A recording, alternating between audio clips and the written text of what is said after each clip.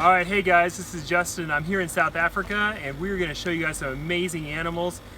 We actually get to see some cool species that I almost never get to see, and that's part of the love of reptiles. If you love ball pythons, hopefully you love all reptiles as well. And I'll let my guest introduce himself. We're out to see his amazing facility. How's it, guys? I'm Rolf Dennison from Ultimate Exotics, and we're going to show you some cool snakes today. A lot of indigenous stuff and a couple of other unusual things. So come and have a look. Come check it out.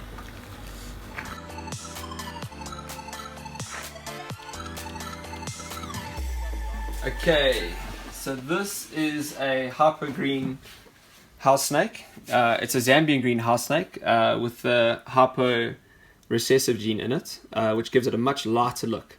They would normally be a much darker olive green. So they're very nice recessive mutation of the green house snake, the Zambian green. So this is the non-hypo version. Correct, of what you yeah. just showed So us the one you saw earlier was the hypo.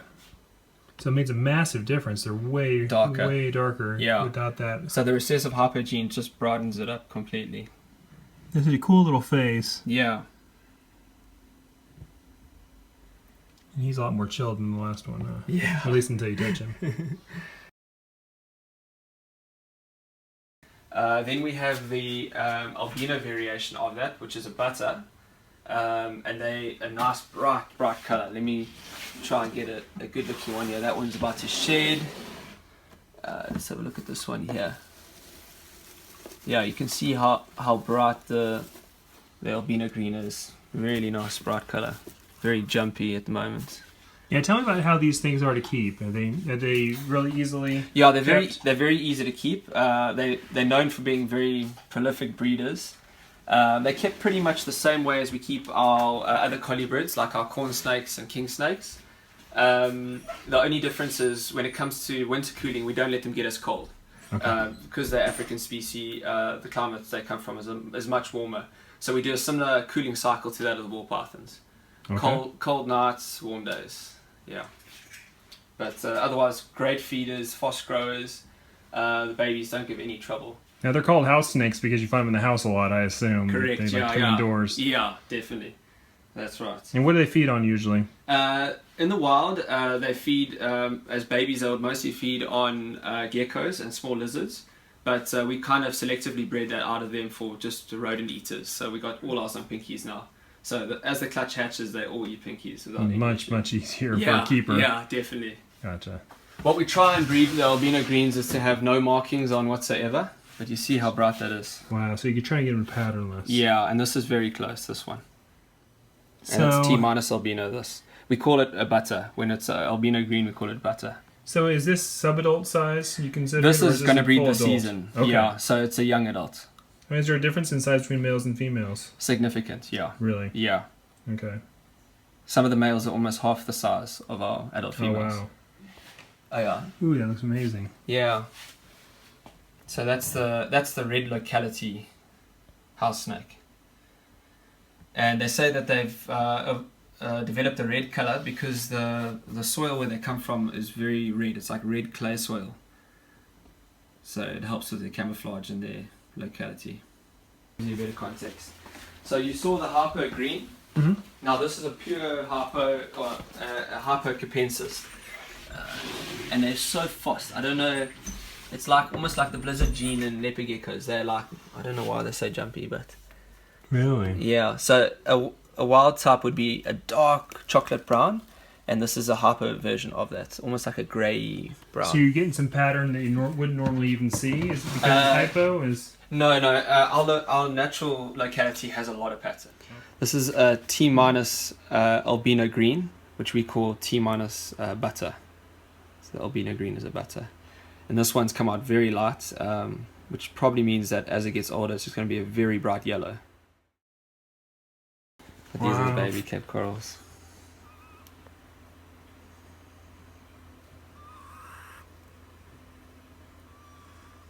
There you go. These are really great to work with. Very clean colors on this one. Yeah. No, that black and white banding on the neck, it's good. It's kind of a warning kind of thing, right? Yeah, sure. And then you raise that head up, makes them look very Very tough. Yeah. Yeah, look over here. Wow. She'll give Ooh, us. I love that sound. Yeah. Come girl. So we say mildly venomous. What do you? Yeah. So Yeah, see. cool. Yeah. And this is an adult female as well, so they don't get big. They're very hardy, great captives. So they can puff out that head, but not as much as. Yeah. And And they're not a cobra in any way. They just imitate a cobra.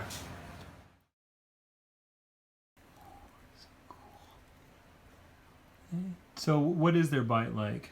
Well, the people that have been bitten, it's just a bit of localized pain, mild swelling, and in 2 days it kind of goes away. That's But- almost worth it. Yeah, you don't.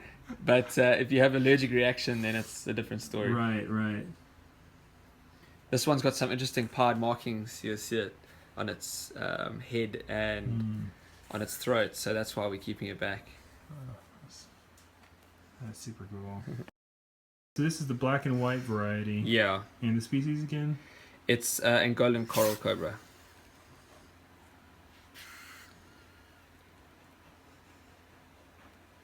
Super awesome.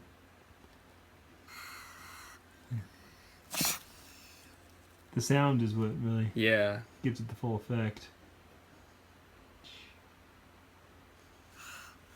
This is Angolan coral.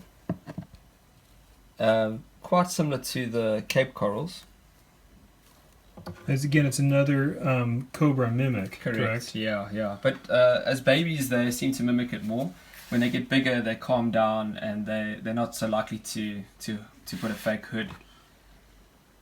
Whereas the babies are very quick to do that. And they have a little bit of a shield type nose, not as They big, do, but yeah, they have that they do. upturned scale. Yeah. So they're more chill personality wise too, I assume. If Yeah. they're not hooded up and all. Yeah.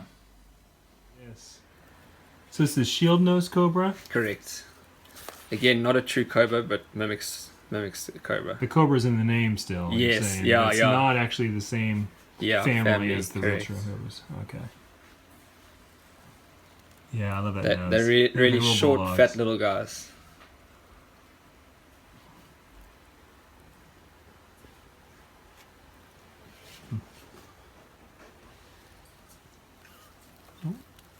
He's like, oh no, you got me confused now. There's one Yeah. behind me too. Nice red coloration in this one. That's So what are the lifestyles of these like? in the wild? They also pretty would much they spend a lot of time under rocks and Okay. burrowing. That's I think why they got that upturned scale Right. on their nose. So they can push under stuff. Yeah. And they come from quite harsh climates, dry, Northern Cape. Let's see. Oh yeah. He doesn't require a lot of encouragement. Yeah, so she's an adult female. She's bred twice already, the second year breeding. So they don't get very big. And they love displaying. Yeah, she's loving this. Yeah. She's like, just close the tub already. I was happy. Mildly venomous. Now, is there any indication prior to being bit that you are going to, like, if you're allergic to these, are you likely to be allergic to them? I'm or not is actually it sure. Yeah. completely different? I'm not actually sure. I think it's completely different. Okay. Yeah. So you may not know until you Yeah, actually until you experience know, it. yeah. But I think if you're allergic to other kinds of If you are venoms, sensitive, to then venoms, yeah, Okay. then I would say then Probably not that's a good- good indication. Like a good sign that you Yeah. should go looking for a bite. Yeah.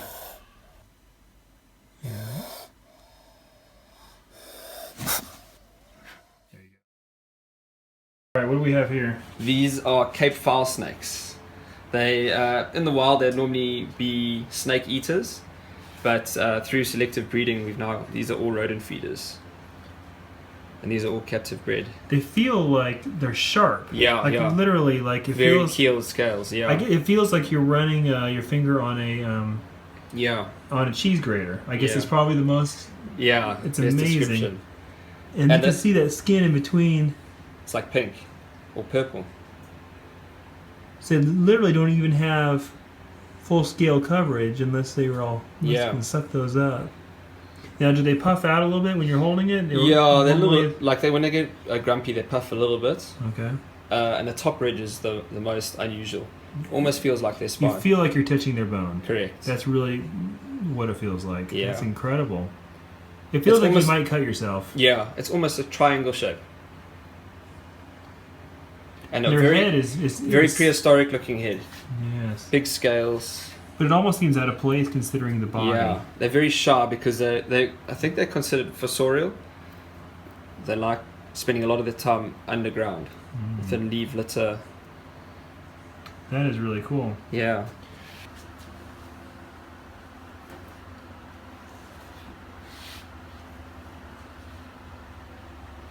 Alright guys, this is a dream come true here. This is a file snake. And they really are very shy and they don't want to be held much, so we're going to go easy on her. Is there a certain way you hold these? No. No? You just go, huh? Yeah, you see what she's trying to do is tuck her head away. Right. Which I'm fine with. I just don't want her to flip. Okay. She's happier now that we have her head. She has her head under my shirt. You still going? Yeah, so Lats was getting... So see how she has her head tucked under my shirt? This makes her chill for a second. Makes her thinks that she's not being held anymore. She's in her own little world. Yeah. But how cool is this? And it feels like, I mean, shark skin, I guess. Yeah, would probably be the most similar thing. It doesn't feel like a snake to me. Yeah. Very prehistoric looking snake. Now, where would I find these in the wild? What kind of situation? In the wild, most of them come across from being on the roads, warm nights, like after rainfall. Otherwise, they'll come on the roads. Yeah, right. And otherwise under logs, under rocks.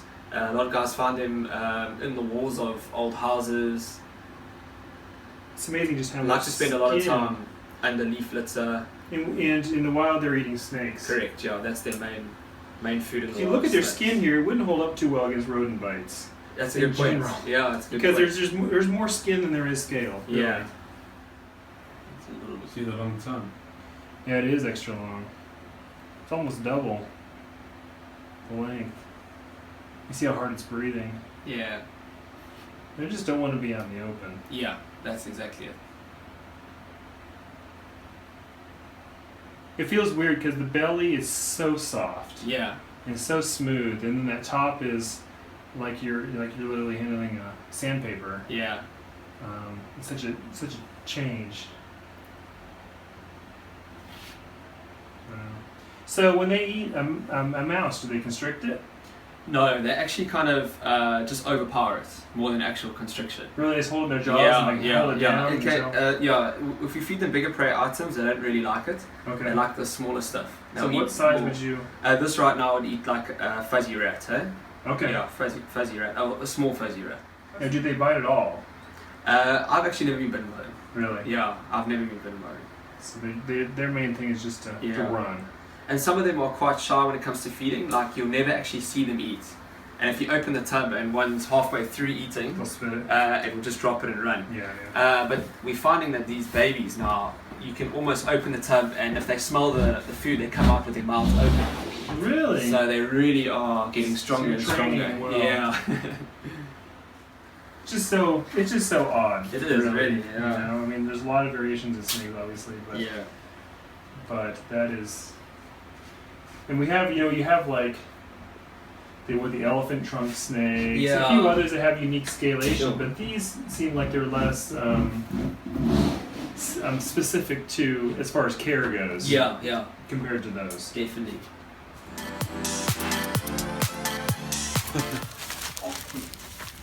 You get the bite and everything. So wow, here we go, an official wild house snake to show Yeah. what they look like in the wild. You In don't the get more wild, yeah. authentic than this. Biting and everything. Just after we saw all the mutations. Is he actually breaking the skin or not really? No, not really. Now he's coming for me. So he's come for the rodent room. Yeah. So we were checking out the rodent room, and here he is right outside. So this is a small one, though. Yeah. Sub-adult, I guess, or Yeah, I'd say about a yearling.